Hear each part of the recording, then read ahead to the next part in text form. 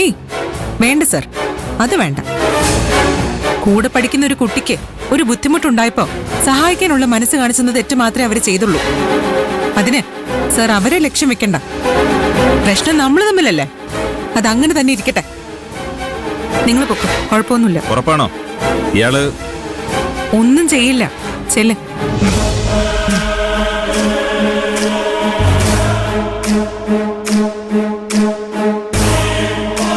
ഒരു ട്രാൻസ്ഫർ വാങ്ങി തന്ന നീ എന്നെ അങ്ങോട്ട് ഇല്ലാണ്ടാക്കിയെന്ന് വിചാരിക്കുന്നുണ്ടോടി?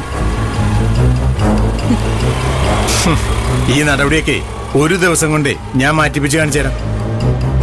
ഞാനേ പോലീസ് യൂണിയന്റെ ഭാരവാഹിയ. ഇതൊക്കെ എങ്ങനെ കൈകാര്യം ചെയ്യണമെന്നേ എനിക്കറിയാം. എനിക്കെതിരെയുള്ള ഈ ശിക്ഷ നടപടികളൊക്കെ തീർന്നു കഴിഞ്ഞേ ഞാൻ ഇങ്ങോട്ടൊരു വരവുണ്ടാവും. അന്ന് നിന്നോടും നിന്റെ ചേച്ചിയോടും ഞാൻ എണ്ണി എണ്ണി പകരം ചോദിക്കും. താനൊരു ചുക്കും ചെയ്യാൻ പോകുന്നില്ല. തനിക്ക് ട്രാൻസ്ഫർ കിട്ടിയത് നന്നായെന്ന് മാത്രം കരുതിയാ മതി. ഇനിയും താൻ ഇവിടെ തുടർന്നെങ്കിൽ തന്റെ അവസ്ഥ കട്ടപ്പുകയായനെ. നീ എന്തടി എന്നെ ഭീഷണിപ്പെടുത്തിയ? നിന്റെ ഡയലോഡി കേട്ടിട്ടൊന്നും ഞാൻ പേടിക്കില്ല. ഞാനൊരു ചുക്കും ചെയ്യില്ലെന്നും പറഞ്ഞ് നീ നിന്റെ കൂട്ടുകാരെ പറഞ്ഞു വിട്ടത് നീ തീരുമാനിച്ചത് അഹങ്കാരമായി പോയെന്ന് ഞാൻ ഇപ്പൊ തന്നെ നിന്നെ കാണിച്ചു തരടി.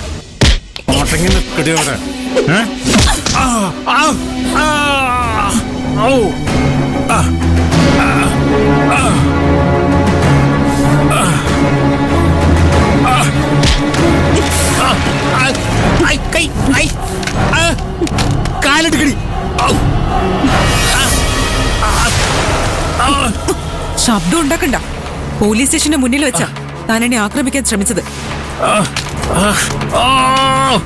തന്റെ നിലവിളി കേട്ട് പോലീസുകാർ ഓടി വന്നാ ഞാൻ നടന്നതെല്ലാം അവരോട് പറയും.